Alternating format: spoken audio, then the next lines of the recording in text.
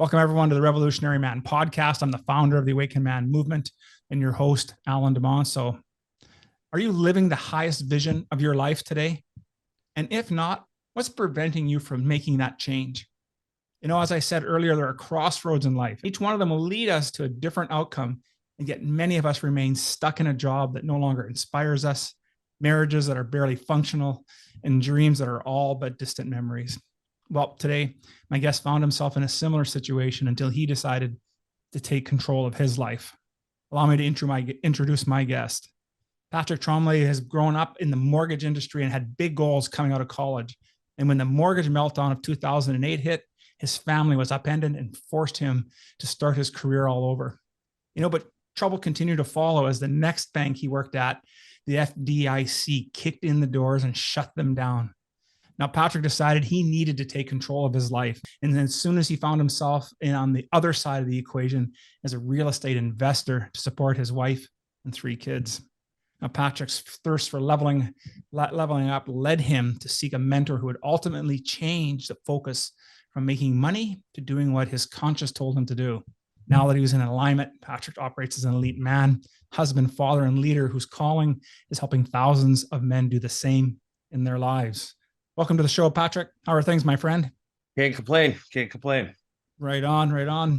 Hey, man, I was really impressed with the work that you're doing. I've been following you on there on social media, and I just think it's inspiring work for sure. And while I let people know a bit about your history, my first opening question is always about our own hero's journey. So tell us about its particular time in your life when you knew those things had to change, and stuff had to happen. What did you do about that? And how did that experience shape you into the man you are and the work that you're doing? Yeah, so I think really the turning point was after the FDIC came in, and there was a sequential event of the 2008 mortgage crisis, right? The mortgage meltdown, and being kind of hung out to dry with no real plan of what to do next after having reestablished myself. I was looking to take control, right? And be in control and lead my family. And I had done some real estate investing, some flipping before.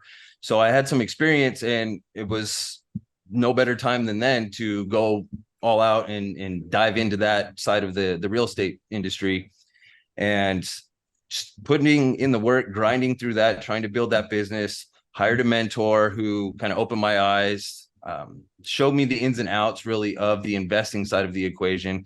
And I'd spent 15 years as a lender on the other side. So I had some familiarity, but there's a lot of differences in the investment side versus the lending side. So he kind of showed me the ropes, helped me get my bearings, let's say, and then really just kind of held my feet to the fire and pushed me to be as good as I could be, and kind of opened my eyes up to the self-development arena. And as I was going in that, trying to make myself better, trying to be a better investor is where it started.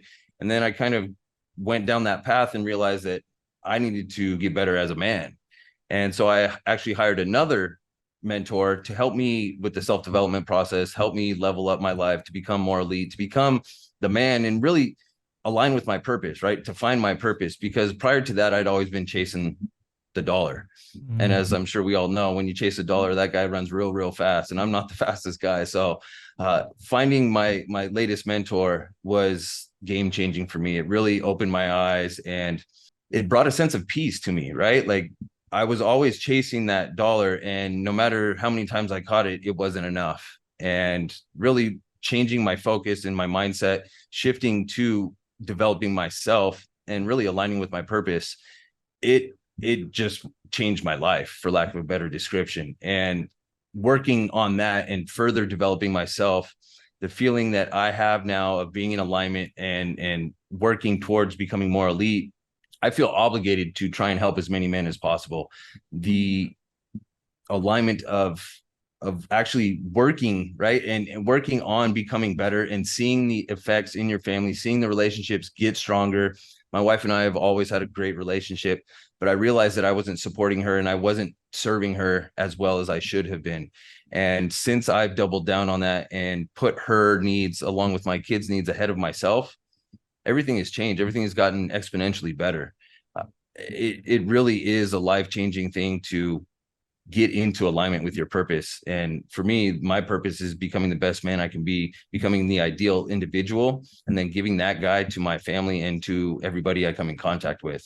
And really, I think for most guys and most people, really, that is what our true purpose is. Become the source of what you seek, right? For me, I needed to become the stronger leader, father figure. And so that's what I'm working on. It's a daily process. It's a lifetime pursuit. But I think all of us can find purpose in that pursuit.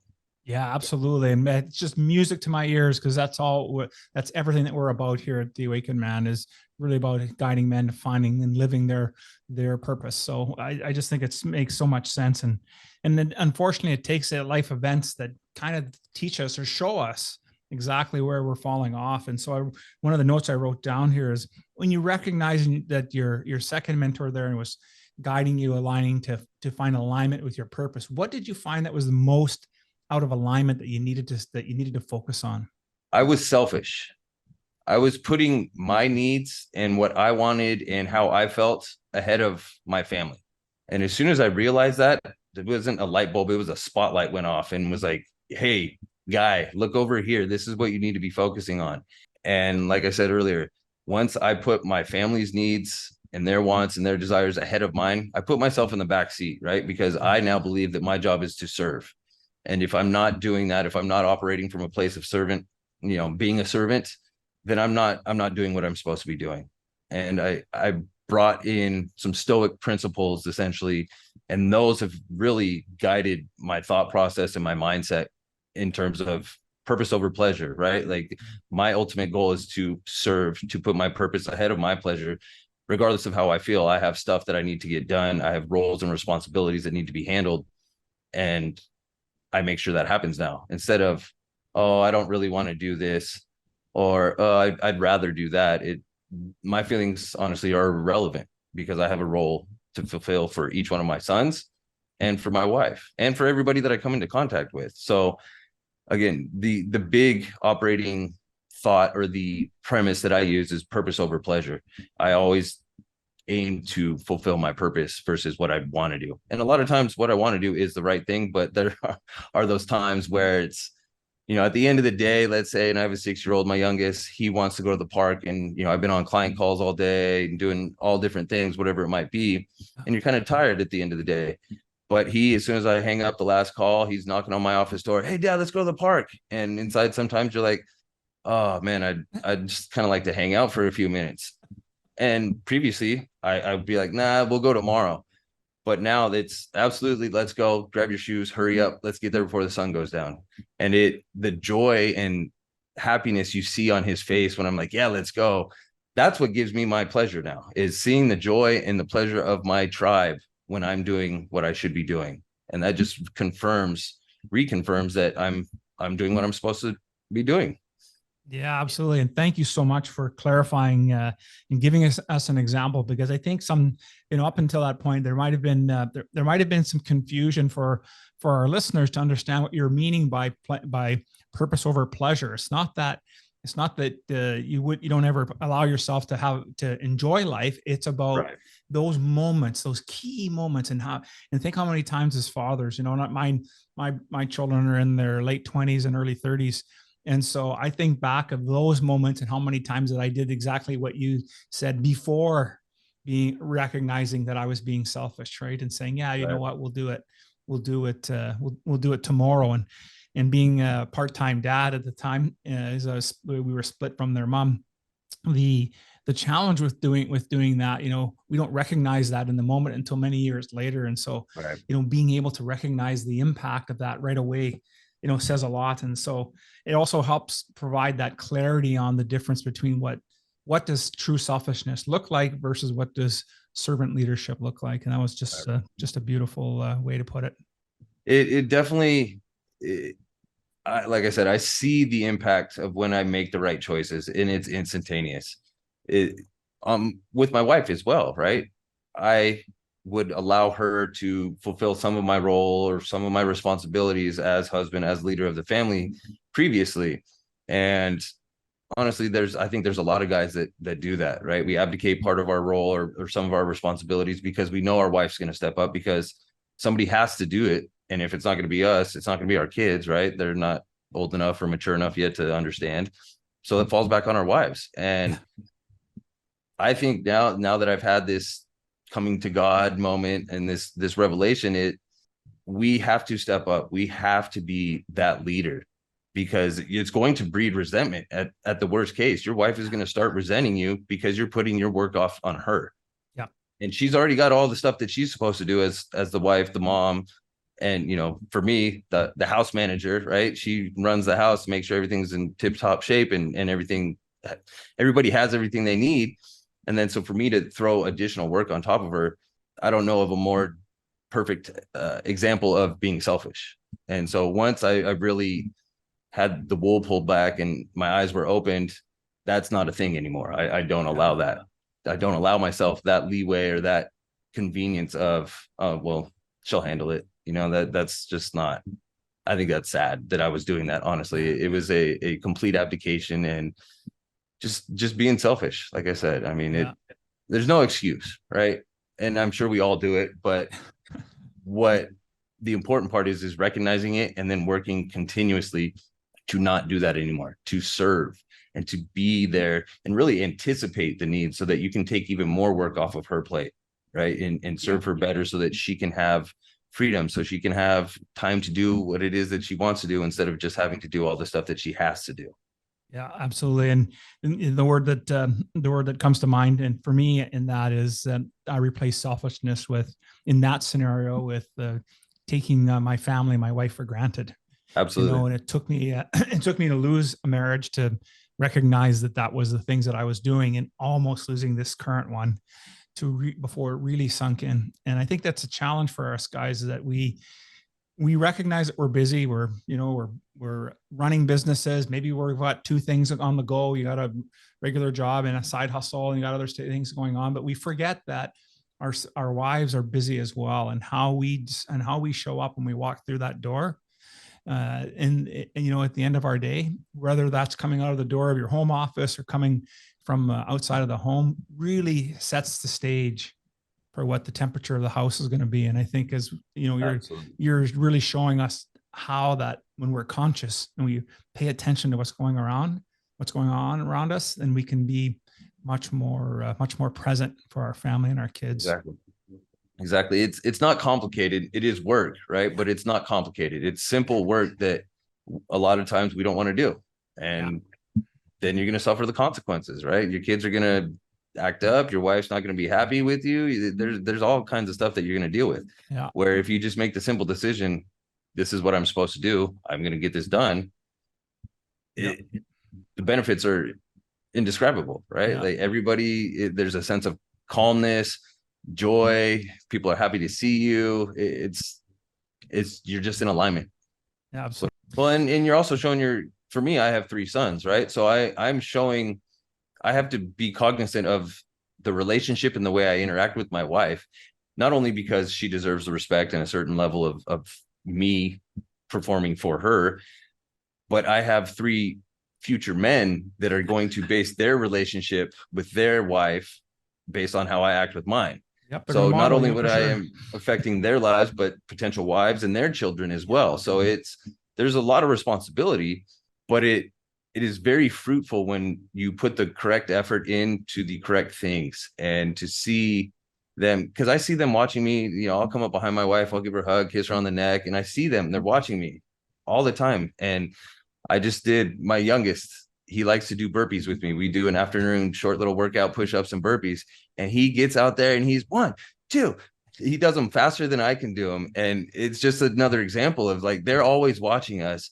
So we have to be that example. And you can't just talk the talk, right? You have to show them through your actions. The words are cheap and easy. The work is where, and the actions are where the money is. Absolutely. Absolutely. At some point in your transition, though, there must have been some low times, right? Where your self-confidence really wasn't there. Tell us a little bit about what you did to help get yourself out of that space and get yourself into a more healthy mindset.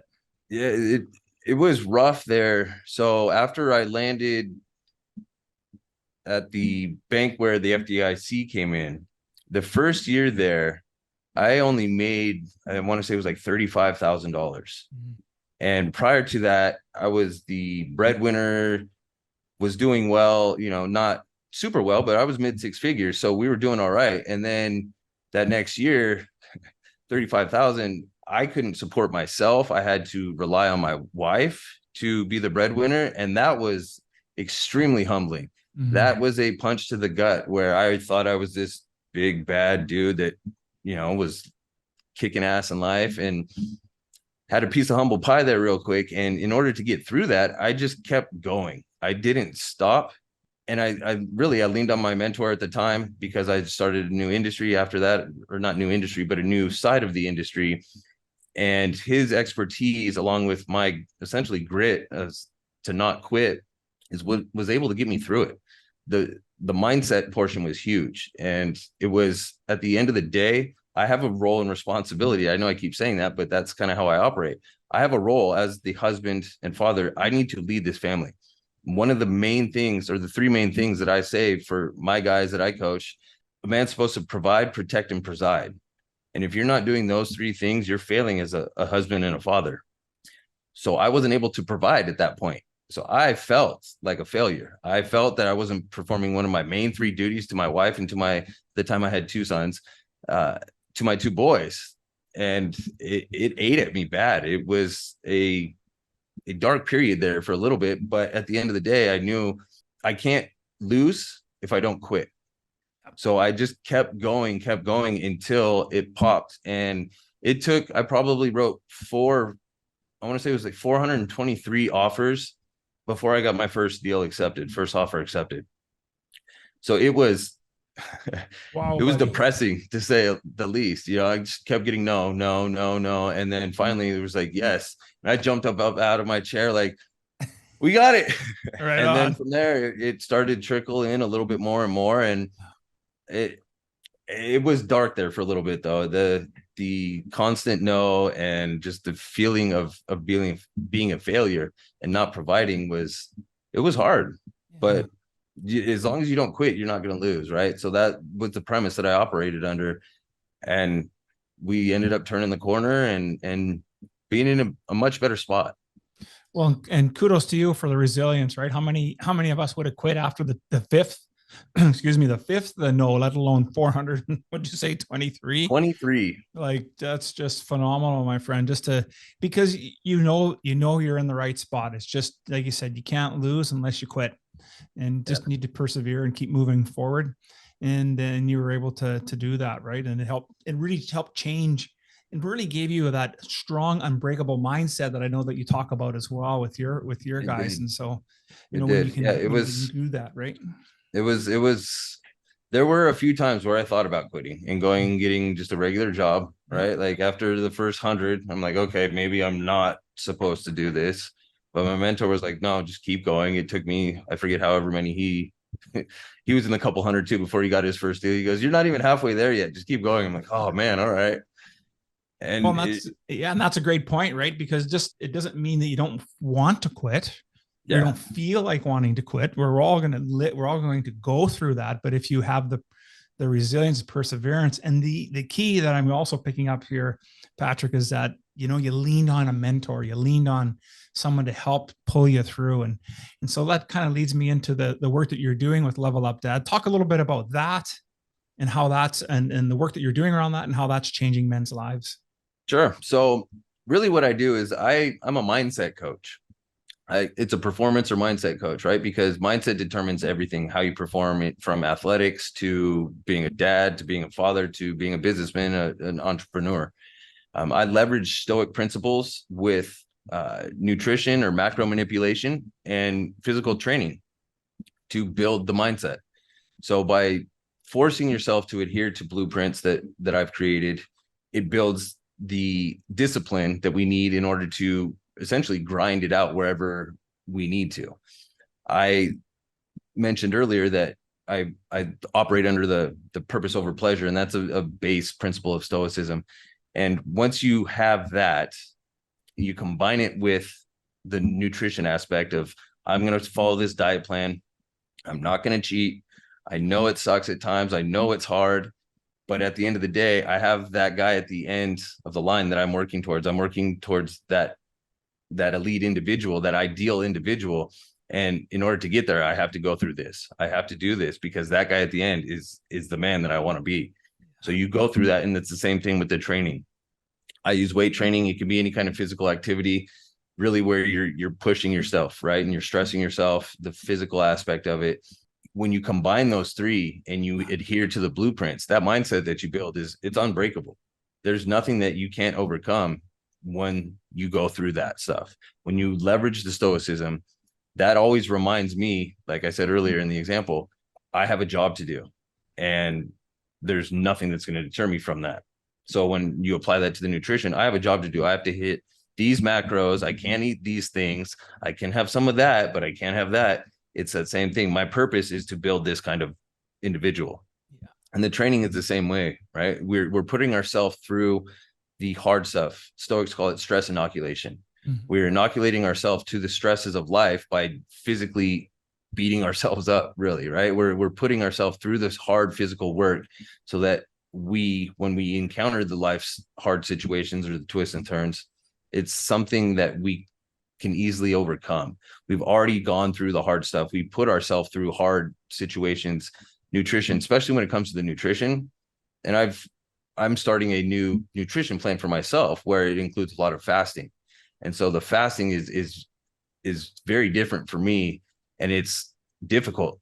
And if you look back at the history of humans, a lot of people, when they wanted to essentially elevate their emotional frequency, their vibe, for lack of a better term, they will go through fasting and they will do long physical treks, right? They will go on a pilgrimage and they will fast. So this is kind of the same kind of thing. It helps build that mindset. It helps level up your frequency, your vibe, so that you are operating at the highest frequency possible.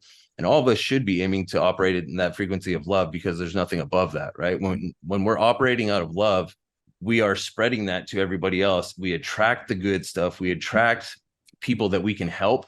And for me, it falls back to that being a servant, right? So if I'm operating at the highest vibe I can, I'm bringing people to me that I can help. And when I can help them, the impact not only affects their life, but their wife, their kids, their grandkids, the people that they work with, their employees, if they're an entrepreneur. You can just see the waterfall effect as they go through the process and they feel the love coming from me, because I'm pouring into them everything that I can to help them be successful, to help them improve their marriage, to help them create their ideal individual. And then once they feel that and they start to walk down that path, you see the light bulb go off and you see the mindset change. And then from that point forward, I just encourage a little bit and give them bits and pieces here and there where they're lacking. And I get pictures from my clients or videos from my clients of them walking or going on a walk with their dog and their kids, which they hadn't done in 6 months. And you see the kids turning and looking at the dad, just like, having such a great time. And that for me is what it's all about. The first one I got of those, it brought a tear to my eye. It made me emotional over it because of the impact on the kids. And that to me is what it's all about. You and I we are what we are, right? We're always going to work to be elite, but those kids are so formative still. They're still in their formative years where what we do is going to directly affect them and how they view themselves, their self-confidence, the level of life that they strive for. It all comes back to us, and it starts with us. So if we are not pouring everything into them and showing them, like I said, and leading them by example, you're affecting not only them, but their kids and their wife and everything that I mentioned before. Yeah. So there's a high level of responsibility that I feel with my clients, because most of them are married and most of them do have kids. So I am there to not only serve them, but to hopefully have a positive effect on their kids and their wives. Absolutely. It is truly generational work that you're doing, because how that model, and they recognize that and they see it through those formative years. They get a clear picture of what it means to be a man, to how to treat women, how to show up. And I think that's such a key message of what you're putting down here right now. So I love that. Exactly. You right. also talked a little bit about in your work too, that some marriages are going to go through I would suggest that probably all of our marriages will go through a season when maybe that attraction level to our spouses, to us really, this isn't what it used to be. So What do you recommend for men to do about getting their wives to be more attracted to them? Serve them. When you serve them and you do little acts of kindness, little things that take maybe 30 seconds. I have a thing where I will in the morning, because I get up before my wife, I have a little sticky yellow pad on my desk here, and I'll just write her a little note and I'll stick it on the bathroom mirror so that when she walks in there in the morning, she sees either, I did one today, happened to be today. It's like, hey, I'm so proud to call you my wife. I love everything that you do for our family. Kick today's ass. Simple little note like that. And she comes in, first thing, it's a big hug and a kiss, right? Like it's little things that show that we're actually thinking about them, show that we care and we're there to serve them. That, and then in combination with doing your job, fulfill your roles and responsibilities. You do those two things, she won't keep her hands off you. I guarantee that. She feels, in those circumstances, she feels like she's loved. She feels like you're there as a partner to help her, right? You're not her other kid that she has to take care of. And I think a lot of guys, me included, kind of fell into that role of, well, she's going to take care of it, right? And it was me at that time too, especially when I wasn't making enough money to support the family. It adds that extra work to her plate. So if we can take that stuff off by doing simply just what we're supposed to do, it's a game changer. It really is. And the more you work on yourself and try and be the best version of yourself, and give that person to her, like I say, create the ideal individual and then give that person to your people in the world, you're going to see her relationship and the way she looks at you, it's going to change for the better. Yeah, absolutely. Because she no longer sees you as a child. Right. We're no longer acting as children, right? And some of that challenges is that we still have a hard time separating from that mom idea. And we're doing tons of work on that right now with in the Awakened Man. You talked about your getting into self-development and doing that work. Let me ask you, what book's on your nightstand now? Well, I am actually reading, I have it right here, Outwitting the Devil by Napoleon Hill. That one, to me, it's kind of that's an intense one. I really like that one.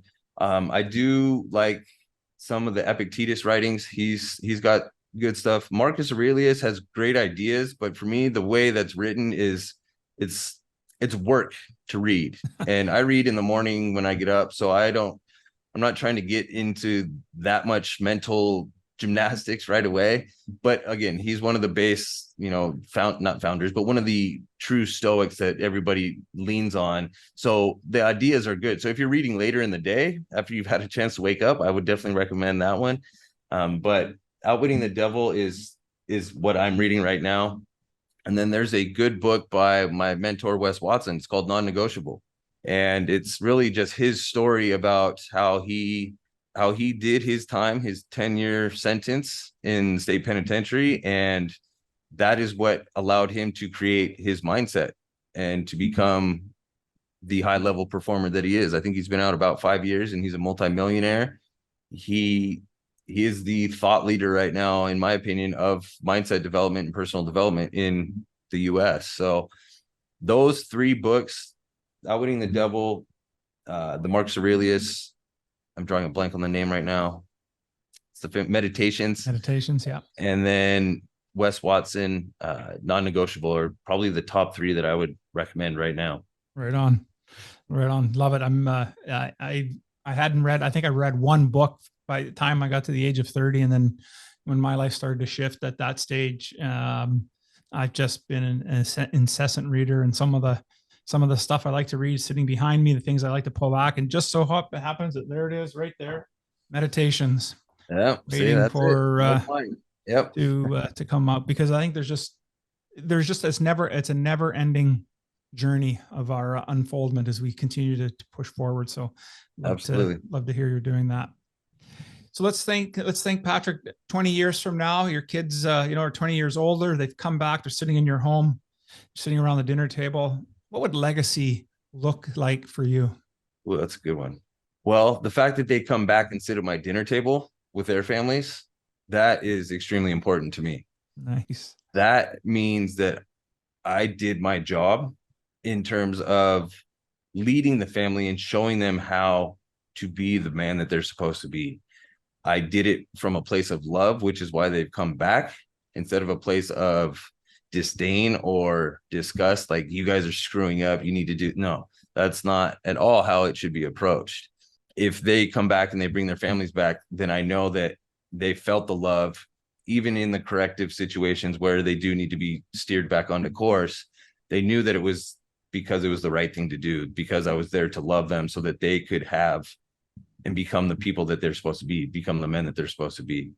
So that, to me, I think by them just showing up with their families, that to me is a solid legacy.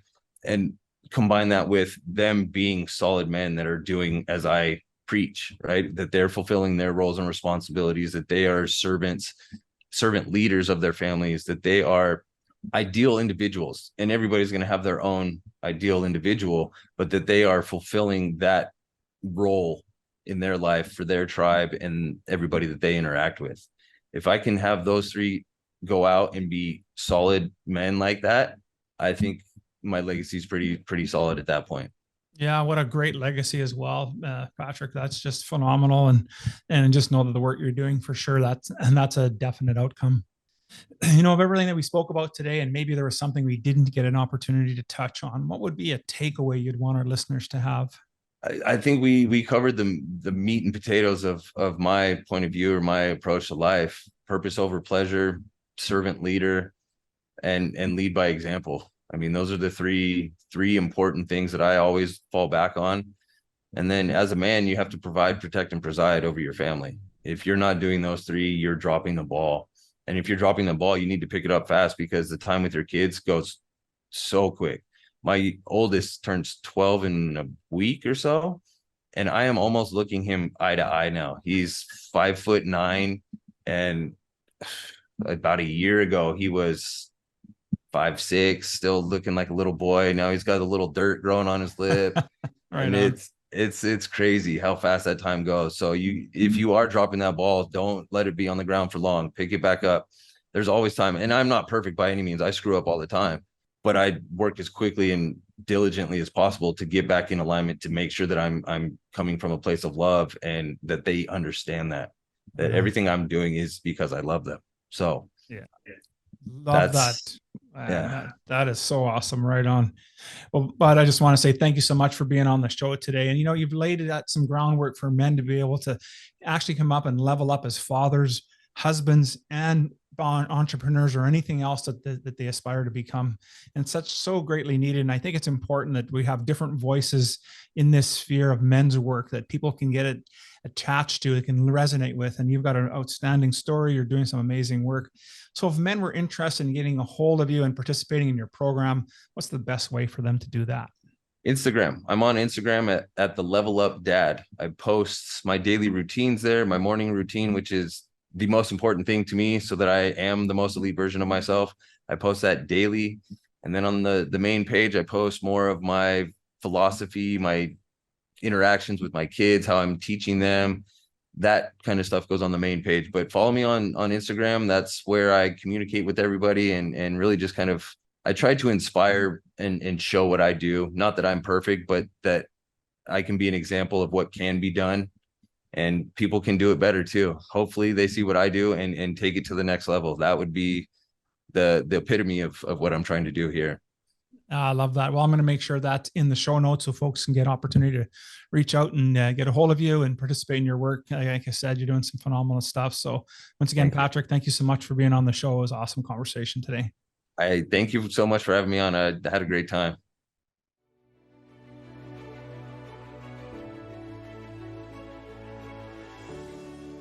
Thank you for listening to the Revolutionary Man podcast. Are you ready to own your destiny? To become more the man you are destined to be? Join the brotherhood that is The Awakened Man at theawakenedman.net and start forging a new destiny today.